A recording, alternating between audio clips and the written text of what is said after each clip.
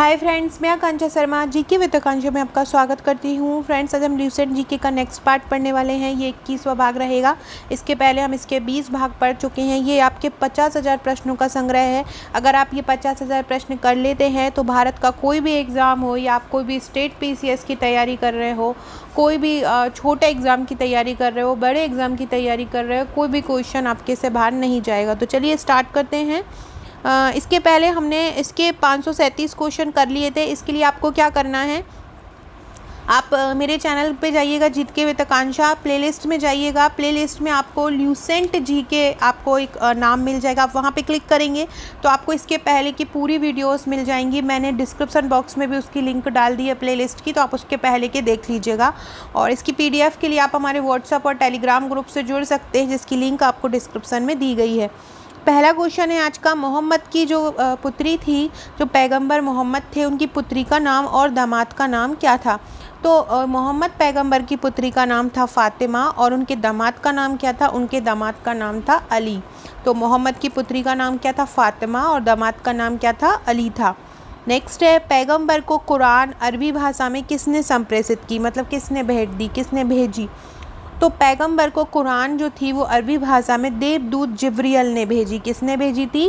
पैगंबर को कुरान अरबी भाषा में किसने संप्रेषित की थी? देवदूत जिब्रियल ने। किसने? देवदूत जिब्रियल ने।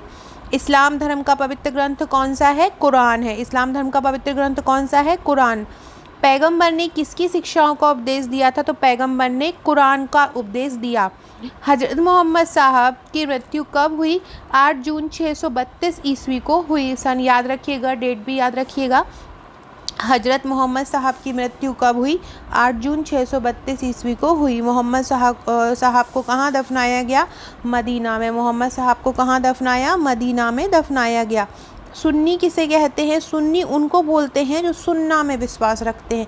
अब ये सुन्ना क्या होता है? तो पैगंबर मोहम्मद साहब के जो कथन होते हैं और जो कार्यों का विवरण होता है उसको सुन्ना बोलते हैं। सुन्ना किसको बोलते हैं? मोहम्मद साहब के जो कार्य थे, कथन थे और जो कार्य थे, उनका विवरण जो कहता वो क्या कहलाता था? सुन्ना। और सुन्ना पे विश्वास रखने वाले क्या कहलाते हैं? सुन्नी। फ्रेंड्स, आप सबसे पहले जो मैं बोल रही हूँ वो ध्यान से सुनते जाइएगा। कानों में आप 1 से 2 बार यही ऑडियो डालेंगे तो आपको याद हो जाएगा।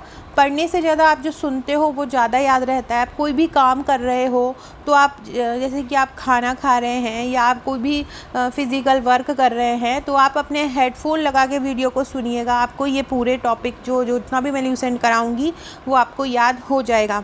और अगर आपको वीडियो मेरा अच्छा लगता है तो अपनी व्हाट्सएप ग्रुप में, टेलीग्राम में, फेसबुक में, इंस्टा पे शेयर ज़रूर कीजिएगा, ताकि ज़्यादा से ज़्यादा मेरे ल्यूसेंट वाले कोर्स से जुड़े। ल्यूसेंट से ज़्यादा लोग जुड़ेंगे तो ल्यूसेंट की वीडियो एक दिन में मैं 2 लेके आऊँगी। सिया किसकी शिक्षाओं में विश्वास रखते थे? तो सिया जो हैं वो अली की शिक्षाओं में। अभी हमने ऊपर पढ़ा था कि जो अली थे वो पैगंबर के दामाद थे, तो सिया जो था उन्हीं की शिक्षाओं में विश्वास रखते थे। सुन्नी क्या थे? जो सुन्ना में विश्वास रखते थे। मोहम्मद साहब का जो न्याय सम्मत उत्तराधिकारी है वो क्या कहलाता है?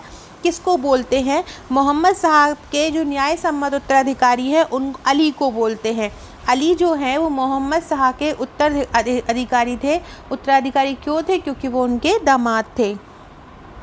अली की हत्या कब हुई थी? अली की हत्या कब हुई? अली जो उनके दामाद थे पैगंबर के, उनकी हत्या हुई थी 661 ईस्वी में। अब अली के पुत्र कौन थे? तो अली के पुत्र थे हुसैन। अली के पुत्र कौन थे? अली के पुत्र थे हुसैन। पैगंबर मोहम्मद साहब के उत्तराधिकारी क्या कहलाते हैं? पैगंबर मोहम्मद साहब के जो उत्तराधिकारी हैं वो खलीफा कहलाते हैं। आपने सुना होगा स्वतंत्रता आंदोलन के समय खिलाफत आंदोलन, ऐसे आपने सुना होगा, तो वो ये खलीफा से ही बना है। अब आपसे पूछें कि खलीफा का जो पद है वो इस्लाम जगत में कब तक रहा था? तो खलीफा का जो पद है वो इस्लाम जगत में 1924 ईस्वी तक रहा था। खलीफा का पद इस्लाम जगत में कब तक रहा था? 1924 ईस्वी तक रहा था। इस पद को किसने समाप्त किया? तो 1924 ईस्वी में तुर्की के एक शासक थे मुस्तफ़ा कमाल पाशा। उन्होंने इसको समाप्त किया। जब हमारे भारत पर अंग्रेज़ों का आक्रमण था 1919 का, में आपने सुना होगा 1919 में जब ये आंदोलन हुआ था, तो वो इन्हीं के ही मुसलमान जो थे वो इन्हीं के ही पक्ष में आए थे। तो जिससे ये जब ये आंदोलन अंग्रेज़ों ने बोला था हम तुम्हें ये सहायता करेंगे इस मामले में, लेकिन अंग्रेज़ों ने सहायता नहीं की थी, जिससे उससे भी अंग्रेज़ों का बहुत ज़्यादा विरोध हुआ था। सबसे पहले पैगंबर साहब का जीवन चरित्र किसने लिखा? तो सबसे पहले पैगंबर साहब का जीवन चरित्र जो है इब्न ईशाक ने लिखा। किसने लिखा? इब्न ईशाक ने लिखा। नेक्स्ट क्वेश्चन है, ईद ए मिलाद उन नबी पर्व कब मनाया जाता है? ईद ए मिलाद उन नबी पर्व कब मनाया जाता है? तो मोहम्मद साहब पैगंबर के जन्मदिन पर मनाया जाता है। ईद ए मिलाद उन नबी पर्व कब मनाया जाता है? मोहम्मद साहब पैगंबर के जन्मदिन पर मनाया जाता है। भारत में सबसे पहले इस्लाम का आगमन किसके द्वारा हुआ? मतलब हमारे भारत में इस्लाम धर्म कब आया? कौन यहाँ पे सबसे पहले लेके आया? तो अरबों के जरिए लाया। कौन लाया? अरबों के जरिए। तो अरबों ने सिंधु को कब आक्रमण भी किया और कब जीता? तो 712 ईस्वी में दाहिर के नेतृत्व में जीता था, ये भी याद रखिएगा। अरबों ने सिंध कब जीता? 712 ईस्वी में जीता। किसके नेतृत्व में जीता अगर पूछे तो याद रखिएगा दाहिर के नेतृत्व में। किसके में? दाहिर के नेतृत्व में। नेक्स्ट है, नमाज के दौरान मुसलमान किस तरह मुँह करके खड़े होते हैं? ये जब उनकी नमाज होती है तो मुसलमान जो पूजा करते हैं उनके धर्म की, तो किस तरह मुँह करके खड़े होते हैं? तो वो मक्का की तरफ होते हैं। किसकी तरफ? मक्का की तरफ। भारत में मक्का किस तरफ पड़ता है? तो पश्चिम की ओर पड़ता है। आपसे ये भी पूछ सकते हैं कि नमाज के दौरान मुसलमान किस दिशा की तरफ मुँह करके खड़े होते हैं? तो आपको याद रखना है किसकी तरफ खड़े होते हैं? पश्चिम की ओर खड़े होते हैं।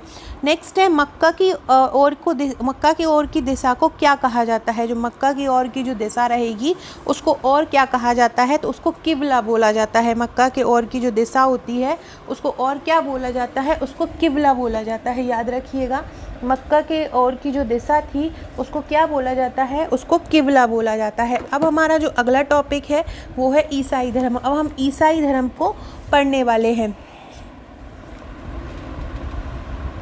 तो सबसे पहला है, ईसाई धर्म के संस्थापक कौन थे? ईसाई धर्म के संस्थापक कौन थे? तो ईसाई धर्म के संस्थापक थे ईसा मसीह। ईसाई धर्म के संस्थापक कौन थे? ईसाई धर्म के संस्थापक थे ईसा मसीह। नेक्स्ट है, ईसाई धर्म का प्रमुख ग्रंथ कौन सा था? ईसाई धर्म का प्रमुख ग्रंथ कौन सा था?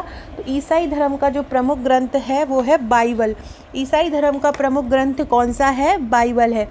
फ्रेंड्स, अब हम जब भी मैं ल्यूसेंट का कोई वीडियो बनाऊंगी तो मैं आपसे 2 क्वेश्चन पूछा करूंगी। अगर आप लोगों को जिनको भी मेरा वीडियो अच्छा लगता है वो लोग कमेंट बॉक्स में ज़रूर आंसर दीजिएगा।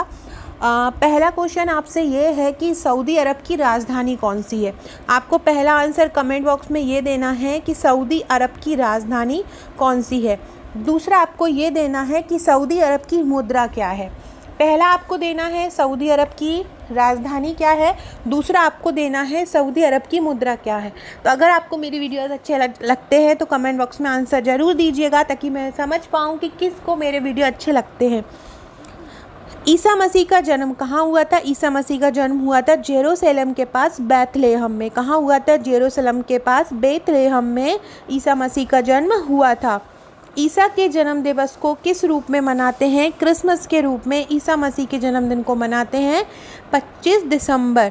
ईसा मसीह की माता का नाम क्या था? ईसा मसीह की माता का नाम था मैरी। ईसा मसीह की माता का नाम क्या था? मैरी था।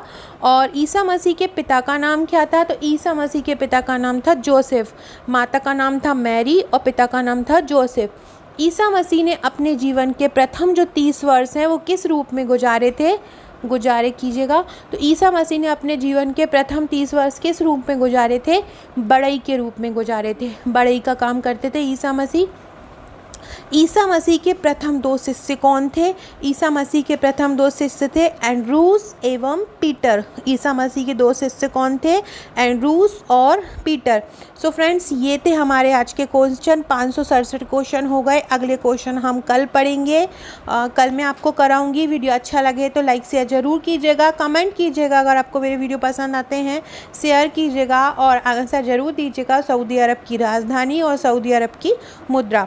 इसके अलावा अलावा अगर आप MPPSC के एस्पिरेंट्स हैं, MP की तैयारी कर रहे हैं, तो आप हमारे MPPSC के प्री और मेंस के नोट्स ले सकते हैं। मेंस के नोट्स हैंड रिटन और मुख्य परीक्षा के उत्तर जो प्रश्न उत्तर श्रृंखला में बनाए गए हैं, क्योंकि आपको टॉपिक वाइज नोट्स कहीं भी मिल जाते हैं, क्वेश्चन आंसर फॉर्म में नहीं मिल पाता है, इसलिए तैयार किए गए हैं। आप उसकी हार्ड कॉपी और सॉफ्ट कॉपी दोनों मंगा सकते हैं। व्हाट्सएप ग्रुप से और टेलीग्राम ग्रुप से जुड़ जाइएगा अगर आप इसकी PDF चाहते हैं तो। Okay friends, thank you.